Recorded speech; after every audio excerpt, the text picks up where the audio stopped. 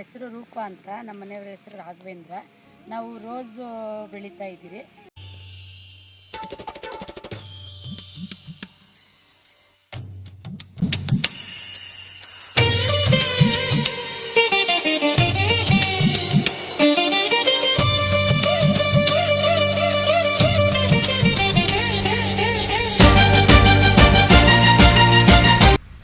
ರೋಸಲ್ಲಿ ನಾವು ವರ್ಷಕ್ಕೊಂದ್ಸಲ 365 ದಿನದಲ್ಲಿ ವರ್ಷಕ್ಕೊಂದ್ಸಲ ಕಟ್ ಮಾಡಬೇಕು. ಕಟ್ ಮಾಡೋದು ಅಂದರೆ ನಾವು ಸೀಸನ್ ನೋಡ್ಕೊಂತೀರಿ. ಯಾವ ಸೀಸನ್, ಈಗೆಲ್ಲ ವರಮಹಾಲಕ್ಷ್ಮಿ ಹಬ್ಬ, ಗೌರಿ ದಸರಾ, ಆ ಥರ ಹಬ್ಬಗಳೆಲ್ಲ ನೋಡ್ಕೊಂಡು ಈಗ ನವಂಬರಲ್ಲಿ ಕಟ್ಟಿಂಗ್ ಮಾಡಿಸಿದ್ದೀರಿ. ಈಗ ನವಂಬರಲ್ಲಿ ಕಟ್ಟಿಂಗ್ ಅಂದರೆ 2 ರೀಸನ್ ಇರ್ತದೆ. ಚಳಿಗಾಲದಲ್ಲಿ ನವಂಬರ್ ಕಳೆದ್ಮೇಲೆ ಮಾಡಿಸಿದ್ರೆ ಚಿಗುರು ಬರಲ್ಲ ಅಷ್ಟು ಚೆನ್ನಾಗಿ.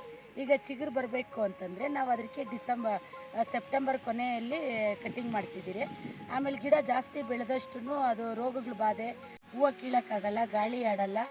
ಅದರಿಂದ ನಾವು ವರ್ಷಕ್ಕೊಂದ್ಸಲಿ ಅದನ್ನು ಕಟ್ಟಿಂಗ್ ಮಾಡಿಸ್ತೀವಿ.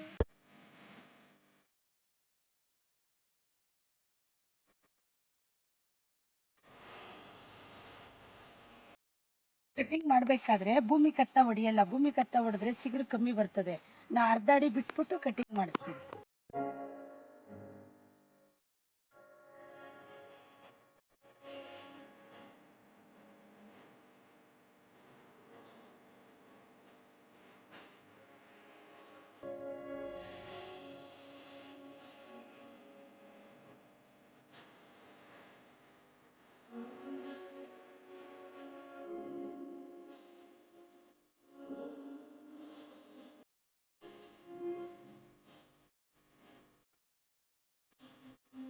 ನಾಡನಹಳ್ಳಿ ಕೃಷಿ ವಿಜ್ಞಾನ ಕೇಂದ್ರದಲ್ಲಿ ಹನುಮಂತರಾಯಪ್ಪ ಸರ್ ಅಂತ ಇದ್ದಾರೆ. ಅವ್ರ ವಿಜ್ಞಾನಿಗಳ ತಂಡದಿಂದ ನಾವು ಮಾಹಿತಿ ಪಡಿತೀವಿ. ಗಿಡ ಕಟ್ಟಿಂಗ್ ಮಾಡಿಸೋದ್ರಿಂದ ಮೇಯ್ನು ರೋಗ ಚೆನ್ನಾಗಿ ಗಾಳಿ ಆಡಬೇಕು.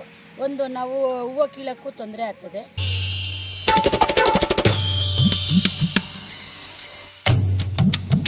ಇದು ಗಿಡ ಔಷಧಿ ಸ್ಪ್ರೇ ಮಾಡ್ಕೊಳಕ್ಕೂ ಜಾಸ್ತಿ ತಗೊಂತದೆ. ಗಿಡ ಜಾಸ್ತಿ ಬೆಳವಣಿಗೆ ಆದಷ್ಟೆಲ್ಲ ಔಷಧಿಗಳು ಜಾಸ್ತಿ ಹೊಡಿಬೇಕು. ನಾವು ಔಷಧಿ ಜಾಸ್ತಿ ಬಳಸಬಾರ್ದು. ಗಿಡ ಆರೋಗ್ಯವಾಗಿರಬೇಕು ಅಂದರೆ ಗಿಡನ ವರ್ಷಕ್ಕೊಂದ್ಸಲ ಕಟ್ಟಿಂಗ್ ಮಾಡಿಸ್ಕೊಬೇಕು.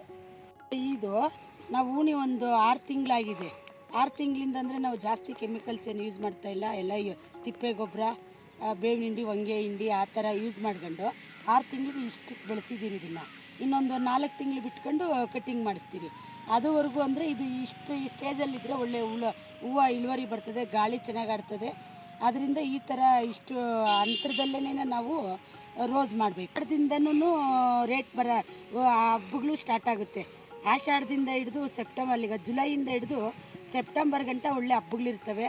ಆ ಹಬ್ಬಗಳ ಸೀಸನ್ ನೋಡ್ಕೊಂಡು ನಾವು ಗಿಡ ಚೆನ್ನಾಗಿ ಆರೋಗ್ಯವಾಗಿ ಕಾಪಾಡ್ಕೊಂತೀವಿ. ನೀವು ಕಟ್ಟಿಂಗ್ ಮಾಡಿದಾದ್ಮೇಲೆ ಅವತ್ತೇ ದಿವಸನೇ ಎತ್ತಿ ಆಚೆಗೆ ಹಾಕ್ಬಿಟ್ಟು ಸುಟ್ಟಾಕ್ಬಿಡ್ತೀರಿ. ಇದು ಸುಟ್ಟಾಕ್ಬೇಕಾದ್ರೆ ಏನು ಕಾರಣ ಅಂದರೆ ಪಕ್ಕದಾಗಿರೋಂಥ ಗಿಡಕ್ಕೆ ಇದ್ರಾಗಿರೋಂಥ ಟ್ರಿಪ್ಸು, ಮೈಟ್ಸು ಎಲ್ಲ ಅದಕ್ಕೆ ಹೋಗ್ಬಾರ್ದು ಅಂತೇಳಿ ಇದನ್ನೆಲ್ಲ ಸುಟ್ಟಾಕಿ ಈ ಬಿದ್ದಿರೋಂಥ ರೋಗದ ಎಲೆ ಎಲ್ಲನೂ ತರಗೆಲ್ಲ ಆಚೆ ಹಾಕಿ ಇದನ್ನೆಲ್ಲ ಸುಟ್ಟಾಕ್ತೀವಿ.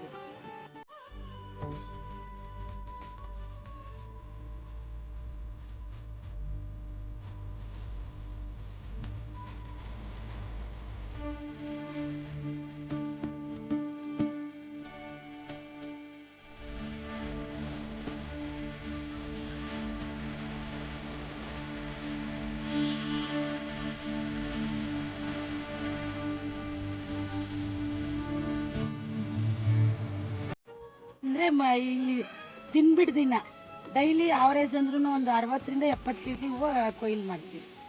2400 ಗಿಡ ಮಾಡ್ಕೊಂಡಿದ್ದೀರಿ. ಅದರಲ್ಲಿ 800 ಗಿಡ ಕಟ್ಟಿಂಗ್ ಹಾಕ್ತಿದ್ದೀರಿ.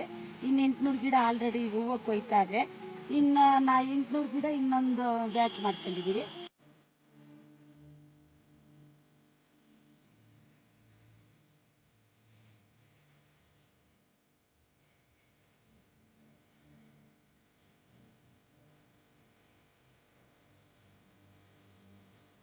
ನಾವು ಹಂತವಾಗಿ ಡೈಲಿ ಹೂವು ಕೀಳಬೇಕು, ಡೈಲಿ ಮಾರ್ಕೆಟಿಂಗು, ಡೈಲಿ ರೈತರಿಗೆ ಆದಾಯ ಬರಬೇಕು.